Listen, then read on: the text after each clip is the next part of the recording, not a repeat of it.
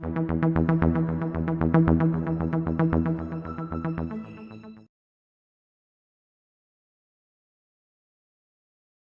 కూడా పలమనేరు నియోజకవర్గం మొత్తము ప్రచార కార్యక్రమం నేను పూర్తి చేశాను. మన గ్రామ పంచాయతీలో ఆఖరణ అన్ని అయిపోయిన తర్వాత కొంత టైం తీసుకొని ఎక్కువ సమయం మీతో ఉండాలనేటువంటి ఉద్దేశంతోనే రావడం కూడా జరిగింది. నిన్న దాన్ని రాజకీయాలకు వాడద్దు అనేదే చంద్రబాబు నాయుడు చెప్పేది. రేపు మళ్ళా వాలంటీర్లకు నేను కొనసాగిస్తాను, మంచి కార్యక్రమం అయితే ఖచ్చితంగా కొనసాగిస్తాను. అదేవిధంగా వాళ్ళ జీతం కూడా డబుల్ చేస్తాను. ఇప్పుడు 5,000 ఇస్తా ఉంటే రేపు 10,000 చేస్తానని చెప్పి చంద్రబాబు నాయుడు గారు కూడా పబ్లిక్ అని అనౌన్స్ చేయడం జరిగింది. దాన్ని పెట్టుకొని వాలంటీర్ని రోజు రాజీనామా పెట్టించి రాజకీయాలకు వాడుకోవడం అనేది చాలా పొరపాటు. ఎందుకంటే రాజకీయాలు వాడటానికి వాలంటీర్ వ్యవస్థకు సంబంధమే లేదు. వాలంటీర్ వ్యవస్థ సేవాభావంతో ఏదైతే ప్రభుత్వ సంక్షేమ కార్యక్రమాలు కొన్ని డైరెక్ట్ గా ప్రజలకు తీసుకుపోయేదానికి పెట్టినటువంటి వ్యవస్థ అది.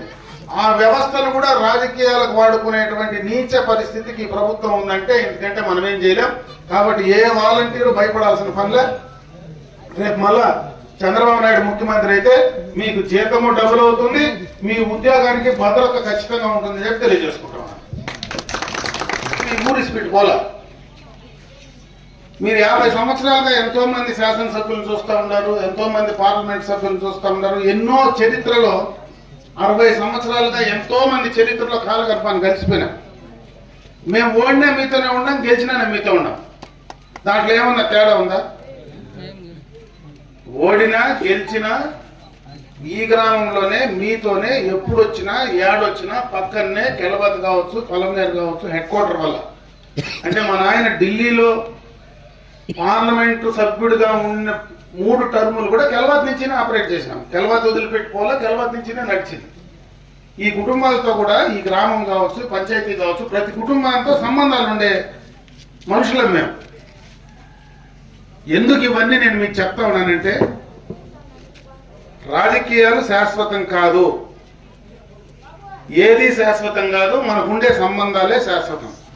దాన్ని మీరు దృష్టిలో పెట్టుకొని, ఎందుకంటే ఏడుండే వాళ్ళకి కాదు, చాలా మంది పక్కన కూడా ఇంటా ఉండొచ్చు, ఇంట్లో కూర్చొని కొంతమంది ఇంటా ఉండొచ్చు, పక్కన కూడా కొంతమంది ఏం మాట్లాడతాడో అని ఇంటా ఉండొచ్చు. వాళ్ళందరికీ కూడా చెప్తా ఉంటారు, సమయం ఎప్పుడు ఒకరికే ఉండదు, ఎప్పుడు పగులే ఉండదు.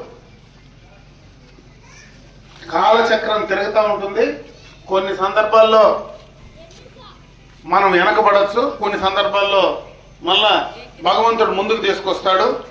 ఈరోజు పగులు ఉండొచ్చు, మళ్ళా రేపు రాత్రి రావచ్చు, మళ్ళా పొద్దు పుట్టి మళ్ళా పగులు వస్తుంది. దాన్ని గుర్తు పెట్టుకొని మనకుండే సంబంధాలు ఎప్పుడు ఎవరికి హాని చేయనటువంటి మనుషులుగా మమ్మల్ని గుర్తుంచుకోండి. లేదు మేము హానే చేస్తామంటే అది వాళ్ళ విజ్ఞతకు వదిలిపెడతా. ఖచ్చితంగా సమయం వచ్చినప్పుడు దానికి ఖచ్చితంగా సమాధానం కూడా ఉంటుంది.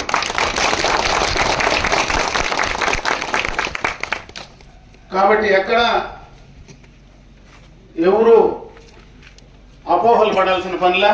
నేను ఎందుకు మీతో ఇంత విషయంగా లోతుగా మాట్లాడుతూ ఉన్నానంటే ఇది మళ్ళా అందరినీ కలిసి మాట్లాడాల్సిన సందర్భం వచ్చింది. అయినా ఈరోజు ఇంతమంది ఉంటారు కాబట్టి నేను మీతో మాట్లాడే ప్రయత్నం చేస్తా ఉన్నా. నా నామినేషన్కి ముందు కూడా ఒకసారి మొత్తం అందరినీ, మన గ్రామ పంచాయతీ అందరినీ కూడా ఒకసారి నేను కలుస్తా.